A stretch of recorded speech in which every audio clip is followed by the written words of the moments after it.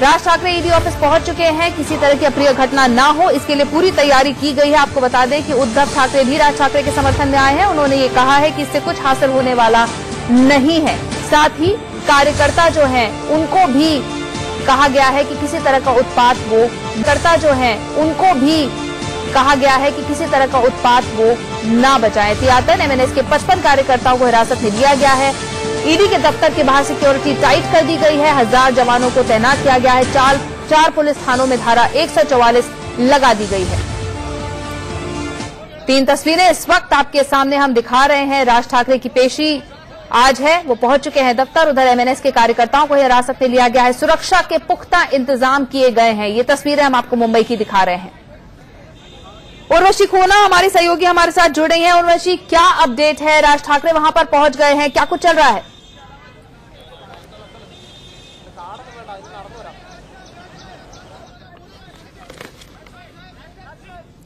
उर्वशी, आपको मेरी आवाज आ रही है? तो हम अमित ठाकरे से बात कर रहे थे। फिलहाल जो अभी कुछ भी बताने के लिए रेडी नहीं है, पर हमने देखा कि किस तरह से पूरी की पूरी फैमिली, ठाकरे फैमिली, राज ठाकरे की फैमिली यहाँ पे ईडी के दफ्तर में पहुंच गई है। ईडी के दफ्तर में हम जिस प्रकार का सिक्योरिटी अरेंजमेंट देख रहे हैं, पुख्ता इंतजाम हर तरीके से, हर एंगल से और हर जगह से। 3 आउटलेट है और तीनों के तीनों गेट्स पर हम देखते हैं कि किस तरह से सिक्योरिटी अरेंजमेंट्स बहुत ही स्ट्रेंथन वे में किया गया है। हम इतना ही नहीं तो कल शाम में राज ठाकरे ने हर कार्यकर्ताओं को एक मैसेज दिया था कि कहीं पे भी वो जमावड़ा ना करे, शो ऑफ स्ट्रेंथ ना दिखाए ईडी ऑफिस के बाहर, और जो है सारे लोग अपने घर पे रहे, ईडी में पहुंचने की कोशिश ना करे। बट कोई चांस ना लेते हुए मुंबई पुलिस ने जगह जगह पे पूरी तरह से पुख्ता इंतजाम किए हैं। हर गेट पे हम देखते हैं कि ऑलमोस्ट 20 से ज्यादा पुलिस पर्सनल जो है यहाँ पे जमा हुए हैं। और ये सिर्फ ईडी का माहौल नहीं है। तो मैं आपको बता दूं कि जब राज अपने घर से निकल रहे थे तो पूरे दादर से लेकर ईडी के दफ्तर की तरह हर वो सड़क जो है हर जगह पे पुलिस प्रेजेंस मौजूद थी। हर रेलवे स्टेशन पे पुलिस प्रेजेंस मौजूद है फिलहाल भी, क्योंकि कोई कार्यकर्ता कहीं पे भी कुछ भी अनटूवर्ड इंसिडेंट ना करे, कहीं पे हल्ला ना मचाए। इस चीज का ध्यान पूरी तरह से रखा गया और इसलिए सुरक्षा के पुख्ता इंतजाम किए गए हैं। बिल्कुल, तो ये पूछताछ यहाँ पर की जानी है उर्वशी, और ये पहले ही बात कह दी गई थी राज ठाकरे की तरफ से कि अगर किसी तरह की कार्रवाई की जाती है तो कार्यकर्ता चुप नहीं बैठेंगे। जी बिल्कुल, और हमने देखा था कि किस तरह से कार्यकर्ताओं ने सबसे पहले तो बंद पुकारा था, फिर वो बंद पीछे किया, और फिर धीरे धीरे हम देख रहे हैं कि उनको जो है कई ऑलमोस्ट कुछ 55 एमएनएस वर्कर्स है जिनको पुलिस ने डिटेन किया है। ये प्रिकॉशनरी मेजर का डिटेंशन है जो उन्होंने किया है 149 के तहत और 144 के तहत।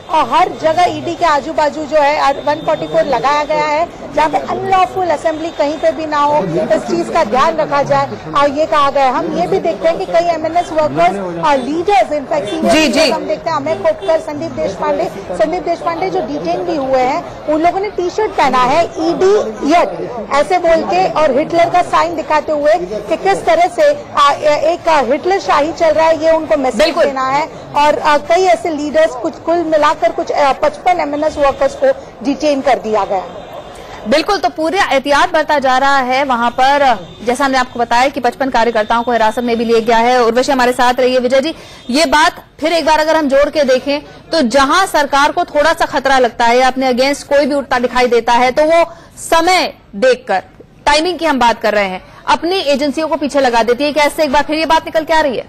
बड़ी सीधी सी बात है, और मैं तो भाजपा से समय समय पर ये सवाल पूछता रहता हूं कि विपक्ष का कौन सा ऐसा नेता है जिसे आप सीबीआई या ईडी का नोटिस नहीं भिजवा रहे हैं। राहुल गांधी जी की बात करें, गांधी परिवार की बात करें, आप चिदम्बरम जी का देख लीजिए, आप मायावती का देख लीजिए, आप अखिलेश यादव का देख लीजिए, मुलायम सिंह यादव का देख लीजिए। तो कहते हैं ना, एक कहावत है कि कोई ऐसा नहीं जिसको तुमने ठगा नहीं। ये लोग हर किसी से अपनी दुश्मनी निकालने में जुटे हैं। ये चाहते हैं इस देश में विपक्ष खत्म हो जाए और ये इसी तरीके से लोकतंत्र की धज्जियां उड़ाते रहें, मनमानी करते रहें। 2014 से पहले देश और दुनिया की सबसे गरीब पार्टी थी भाजपा। आज ऑन रिकॉर्ड देश और दुनिया की सबसे अमीर पार्टी बन गई है भाजपा। इनके भ्रष्टाचार का तो कोई अंत है ही नहीं। जीव का निर्यात इनके सरकार में बढ़ा है। 45 साल में सबसे ज्यादा बेरोजगारी दर बढ़ी है।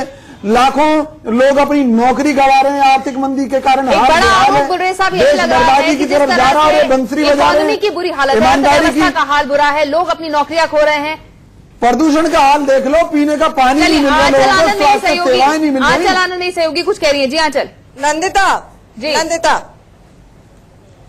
नंदिता, मैं सीबीआई हेडक्वार्टर के बाहर खड़ी हूँ और मुझे व्हाट्सएप जोक आया है जिसमें ये लिखा गया है कि सीबीआई ने पहला सवाल क्या पूछा है पी चिदम्बरम से कि अर्थव्यवस्था को वापस ट्रैक पे कैसे लाया जाए।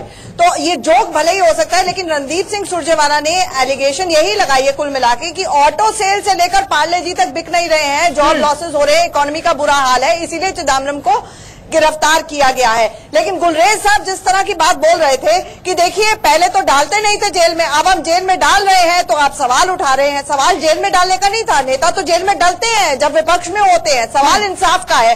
गुलरेज साहब से ये पूछ के बताइए कि अब 5-6 साल हो गए उनकी सरकार को, ये खाऊंगा न खाने दूंगा और कांग्रेस मुक्त भारत का कौन सा मॉडल है कि वाड्रा की सीटी इलेक्शन में बचती है। उन्होंने अभी तक कितने कन्विक्शंस कराई हैं, 2G, 3G, कोल स्कैम, वाड्रा जी, ये सारे के सारे स्कैम्स गिनाए हैं ना।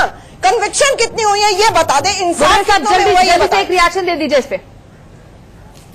इस देश में कोई इमरजेंसी नहीं लगी हुई है, इस देश में कोई किसी प्रकार की तानाशाही नहीं चल रही है, तो जो कुछ भी होता है वो न्याय सम्मत होता है, कानूनी प्रक्रिया के हिसाब से होता है। वो 5 वर्ष की सरकार में एक बात तो हुई है कि जितने भी भ्रष्टाचारी तो बीजेपी नेता मुकुल राय जेल कब जा रहे हैं शारदा चिटफंड घोटाले में, जरा ये भी बता दीजिए जनता को। गाल दिए जाएंगे, लेकिन let them enjoy their time, क्योंकि ये देश जो है वो बिल्कुल let them enjoy their time, ताकि जब वक्त आपके अनुकूल हो तो उनके ऊपर कार्रवाई की जाए। यही आरोप आपके ऊपर लग रहे हैं। एक बार उर्वशी खोड़ा का कर लेते हैं, वो मुंबई में मौजूद है।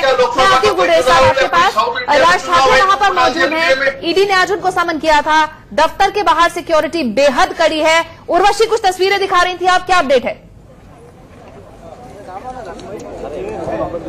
Ma'am, do you feel this is a pressurizing tactics that are there? Today Raj sir is going to appear in front of ED. Do you feel this is a pressurizing? Do you feel this is pressurizing tactics? Is it what you come out and say? Okay, she doesn't want to comment. She doesn't want to comment. She doesn't want to comment. Mic sambhala, madam. Mic sambhala. Mic करना पड़ता है।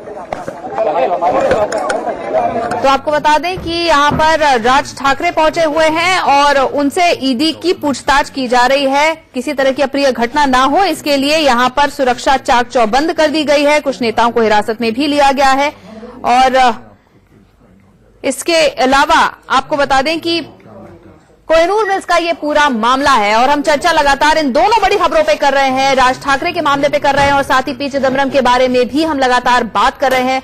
आपको कोहिनूर मिल का क्या मामला है ये बता दें। जमीन खरीद में पारदर्शिता प्रक्रिया को न अपनाने का आरोप उनके ऊपर लगा है। सचिन अहीर ने आरोप लगाया था कि 40 कंपनियों ने इसमें उनका हाथ रहा है। तो ये पूरा मामला है जिसमें ईडी ने आज समन किया है। फरवरी में मामला दर्ज किया गया था। राज ठाकरे यहां पर पहुंचे हुए हैं। तो पी चिदम्बरम के बारे में अब आपको बता दें कि 2 बजे के बाद, दोपहर 2 बजे के बाद कभी भी